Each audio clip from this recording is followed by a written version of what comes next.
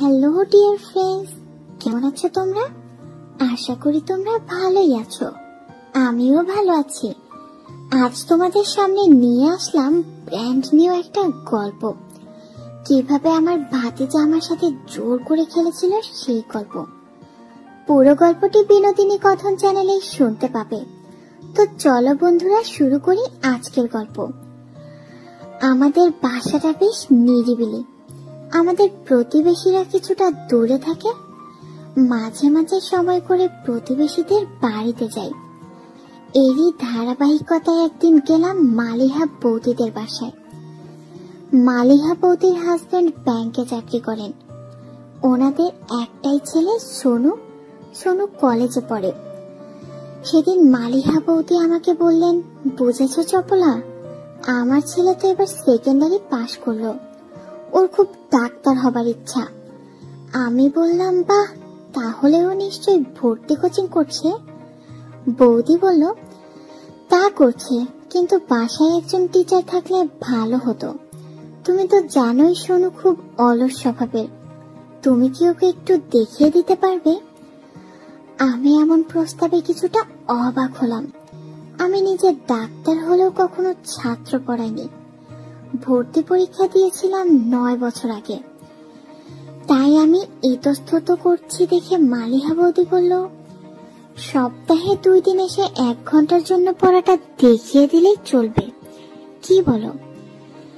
আমি ভাবলাম এমনিতেও ছুটির দিন আমি ফ্রি থাকি, পড়ালে সময়ও কাটবে, আবার ওদের উপকারও হবে।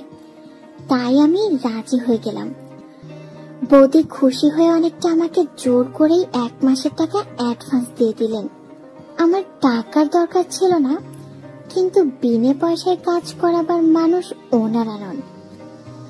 মালিহা বৌদি ওনার ছেলে সোনুকে ডাকলেন। একটু পর সোনু চলে এলো। ইয়াং ছেলে, শ্যামলা, মাঝারি উচ্চতার, প্রচুর কথা বলে। ওর সাথে কথা বলে ভালো লাগলো। বুদ্ধিমান ছেলে। সোনুর সাথে আলোচনা করে রুটিন ঠিক করে নিলাম। কয়েকদিন পর থেকে আমি সোনুকে পড়ানো শুরু করলাম। সে পড়াশোনায় খুব একটা ভালো নয়। ওকে একটা জিনিস 5-6 বার করে বোঝাতে হয়, তারপর ওর বুঝতে সমস্যা হয়।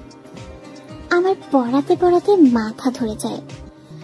তবে সোনু ভালো গল্প করতে জানে।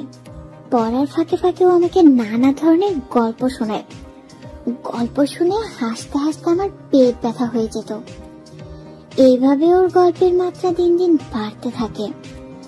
আমি কিছুক্ষণ পর আটকে উঠে বলতাম, আরে সময় পার হয়ে যাচ্ছে তো, গল্প বন্ধ করো। এসে এবার বলো তো ব্লাড সেল কয় প্রকার। যাই হোক, ওর গল্পগুলো শুনতে ভালোই লাগতো। আমিও আমার জীবনের নানা অভিজ্ঞতা ওকে বলতাম। এভাবে আমাদের মধ্যে একটা বন্ধুত্বপূর্ণ সম্পর্কের সৃষ্টি হলো। তবে একটা ব্যাপার আমার মনে খুব খচখচ করত। আমি ওকে মাঝে মাঝে বিভিন্ন ডায়াগ্রাম এঁকে দিতাম। আঁকানো শেষ করে ওর দিকে তাকাতেই দেখতাম ও আমার দিকে তাকিয়ে আছে। ওর দৃষ্টি সম্পূর্ণ অন্যরকম। আমি ভ্রু কুঁচকাতেই ও থতমত খেয়ে যেত। আমি বুঝতাম ও আমার দিকে তাকাচ্ছে। আমি কিছু বললাম না। আমি তখন সাধারণ টপ আর জিন্স পরে ওকে পড়াতে যেতাম। এরপর থেকে আমি একটু ভারী কাপড় পরে যেতে থাকলাম।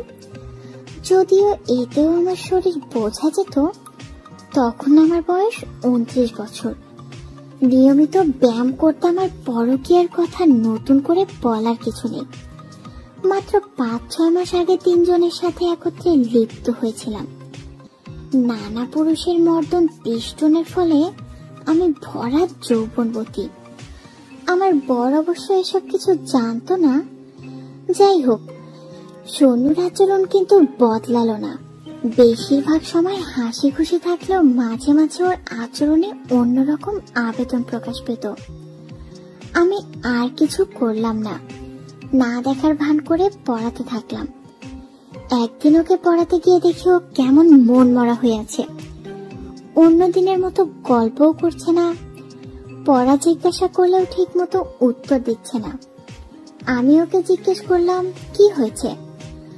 আমার মনে হলো সোনুর কোনো কারণে মন একটু উত্তেজিত, ওর শ্বাস জোরে জোরে পড়ছে। আমি বললাম, কোনো সমস্যা হয়েছে নাকি? সোনু বলল, না আন্টি, আসলে মা বাবা বাসায় নেই, ঘুরতে গেছে। আমি বললাম, তুমি গেলে না? সোনু বলল, আমি ইচ্ছে করেই যাইনি। আমি একটু হেসে বললাম, মন খারাপ লাগছে বুঝি? সোনু আমতা আমতা করে বলল, না মানে ওই আর কি। বুঝলাম কোনো কারণে সোনু আমাকে এড়িয়ে যাচ্ছে। আমি আর কিছু বললাম না। একটু পর সোনুর একটা প্রশ্নের উত্তর দিতে দিতে আমার মাথা কেমন ঘোরাতে লাগলো, চোখ ঝাপসা হয়ে গেল। আমি উঠতে যেতেই মাথা ঘুরে পড়ে গেলাম। দেখলাম সোনু আমাকে ধরার জন্য উঠলো। এরপর আমার কিছু মনে নেই। একটা ভোঁতা অনুভূতি নিয়ে আমার ঘুম ভাঙলো। দেখলাম আমার হাত আর পা গামছা দিয়ে বাঁধা। আমার শরীরে শুধু সালোয়ার আর কামিজ, পাশে মেঝেতে জ্যাকেটটা পরে আছে। আমার সামনে সোনু দাঁড়িয়ে আছে, আমার মুখও বাঁধা। আমি প্রচন্ড শখে কিছু বলতে পারছিলাম না।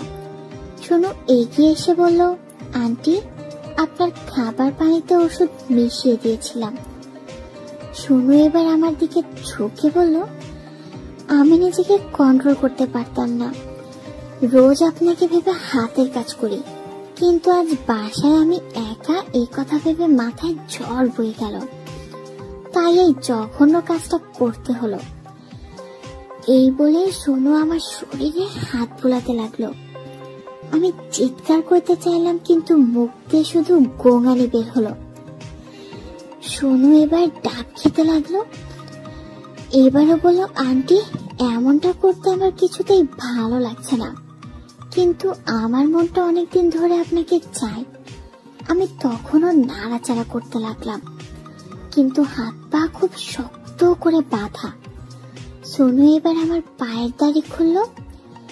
সোনু বলল, আন্টি, আপনি সৌন্দর্যের প্রতীক, আমি তো আপনার ভৃত্য। এবার আমি আপনাকে করব। আন্টি, আপনার এত সুন্দর ফিগার, আপনি এগুলো রাখেন কেমন করে? সোনু আমাকে সোফায় বসিয়ে পেছন থেকে জড়িয়ে ধরলো। আমি পুরোটা সময় ধস্তাধস্তি করছিলাম। সোনু এতে আরো মজা পাচ্ছিল। সোনু বলল, আন্টি, লাভ নাই, আজ আপনি ছাড়া পাবেন না। আজ আমি আপনার পর। ও আমার ঘাড়ে চুমু খাচ্ছিল। আমার তখন যুগপৎ ঘৃণা আর ভয় করছিল। 10 মিনিট এভাবে সোনু আমাকে ধরে রাখলো। এরপর সোনু আমাকে মেঝেতে শুইয়ে দিল। আমি বাধা দিতে লাগলাম। সোনু বলল, আপনি হাঁটার সময় ওগুলো লাফাতো কেন? আমি ওর কথা শুনে বেশ লজ্জা পেলাম। সোনু হেসে হেসে আমার দুই পাশে হাঁটু গেড়ে বসলো। আমার বাঁধা হাতকে মাথার উপরে নিল। আমার মুখ খুলে প্রবল ভাবে ওর মুখ দিয়ে চেপে ধরলো। আমি কথা বলতে চাইলেও পারলাম না। আমার তখন ধর্ষিতার অনুভূতি হচ্ছিল। সোনু যত্ন নিয়ে খেতে লাগলো। আমি জোরে বললাম, সোনু, কি করছো এসব? ছাড়ো বলছি। ও চমকে উঠে আমার মুখ আবার চেপে ধরলো। ও আবার আমার মুখ বেঁধে দরজায় তালা দিয়ে চলে গেল। আমি ওভাবেই শুয়ে রইলাম। নিচে রাস্তায় মানুষের আওয়াজ হালকা পাওয়া যাচ্ছে, সোনু আসছে না। আমি মনে মনে ভাবলাম, আসলে ওর মতলবটা কি? একটু পর সোনু ফিরে এলো, ওর হাতে কাঁচি। ও আমার হাতের বাঁধন খুলে দেবার ভঙ্গি করলো, কিন্তু খুললো না। বলল, আন্টি, আমার মাথা গরম ছিল, আপনাকে দেখে নিজেকে সামলাতে পারিনি। এখন আপনাকে আমি লাগাবই। এখন আপনি ডিসাইড করেন, আপনি কি স্বেচ্ছায় খাবেন নাকি জোর করে খাওয়াবেন। আমার মাথা কাজ করছিল না। সোনু আরো বলল, আন্টি, রাজি হয়ে যান, যা হওয়ার তো হয়ে গেছে। আমি এবার মনকে শক্ত করে ভাবলাম, জীবনে অনেকেই খেয়েছি, আর একজন যুক্ত হলে সমস্যা কি? সোনু বলল, আমি আপনার বাঁধন খুলে দেব, কিন্তু শর্ত হলো আমাকে লাগাতে দিবেন আর কাউকে এ ব্যাপারে বলবেন না। এবার আপনার ডিসিশন জানান। আমি ওর উপর বিরক্ত হলাম। মুখ বাঁধা থাকলে আমি কিভাবে কথা বলবো? সোনু বলল, কি সুন্দর ঠোঁট জোড়া আপনার, আপনার মুখ দিয়ে কথা বলতে হবে না, আপনার ঠোঁটই কথা বলবে। আমি কিছু না বুঝে ফ্যাল ফ্যাল করে তাকালাম। সোনু এবার আমার চোখের ভাষা বুঝতে পেরে আমার হাত পায়ের বাঁধন খুলে দিল। আমি মুক্ত হয়ে সোনুকে বললাম, পাগল ছেলে, আন্টির সাথে যদি খেলবি তো হাত পা বেঁধে করতে হবে। তুই তো জানিস না তোর আন্টি কত বড় খেলোয়াড়। সোনু আমার কথা শুনে যেন আকাশ থেকে পড়ল। আমি সোনুকে বললাম, আয় দেখি আমার কাছে, এবার তোর দম দেখি। আমার কথা শুনে সোনু আমার উপর ঝাঁপিয়ে পড়ল। ছোট্ট বাঘ তো, তাই বেশিক্ষণ পারল না। আমি সোনুকে বললাম, কি রে, এতটুকুতেই শেষ হয়ে গেল? সোনু আমার কথা শুনে ভীষণ লজ্জা পেল। আমি ওকে বললাম, এরপর যদি আসিস একটু মধু টধু খেয়ে আসিস, কেমন? বন্ধুরা, আজ আসি।